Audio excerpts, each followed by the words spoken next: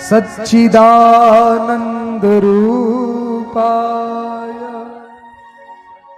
सच्चिदानंद रूपाय विश्वोत्पत्त्यादि Hathaway विश्वोत्पत्त्यादि Hathaway तापत्रय विनाशाय तापत्रय विनाशाय श्री कृष्णाय वयं नमः। श्री कृष्णाय वयं नमः। भागवत के महात्म्य का प्रथम श्लोक है। कभी हम भगवान राम के मंदिर में जाएं, धनुष बाण लिए हुए श्री राम खड़े हैं।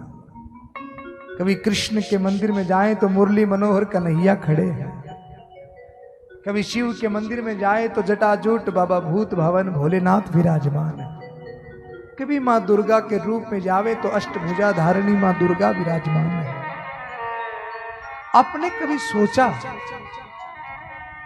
कि इन सारे स्वरूपों में भगवान का वास्तविक स्वरूप कौन सा है? कौन से रूप में ज्यादा सामर्थ्य और ज्यादा शक्ति है? कौन सा रूप फलदायी है? क्या राम का रूप सही है? क्या कृष्ण का रूप सही है? क्या दुर्गा की पूजा करनी चाहिए या फिर शिव का रूप सही है? तो भागवत जी में सर्वप्रथम भगवान के रूप का वर्णन किया। हमारे यहां पर एक शब्द है, जब पूजा भी करते हैं तो पंडित जी महाराज सबसे पहले कहते हैं कि भैया ध्यान करो।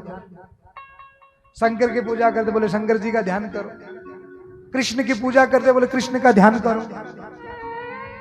पर जिस चीज को हमने कभी देखा ना हो ना, उस चीज का कभी ध्यान हो नहीं सकता। केवल कोरी कल्पना हो सकती है। ध्यान तो उसी चीज का हो सकता है जिसको हमने देखा हो। मैं आपसे भी कहूं कि आंखें बंद करके अपने पिताजी का ध्यान करो, जो ही आंख बंद करोगे पिताजी सामने आके खड़े हो जाएंगे। उनकी पूरा चरित्र, उनका पूरा वेशभूषा, भाषा, सारी चीज सामने खड़ी हो जाएगी, क्योंकि उनको हमने देखा।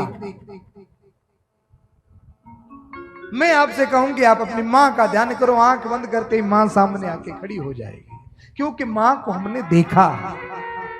अब कहे कि भगवान का ध्यान करो, तो जिसको देखा नहीं उसका ध्यान करो।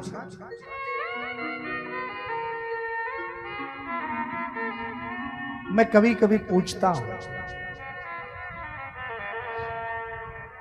पीछे सुंदर सी ठाकुर जी का चित्र बना हुआ है पोस्टर पर।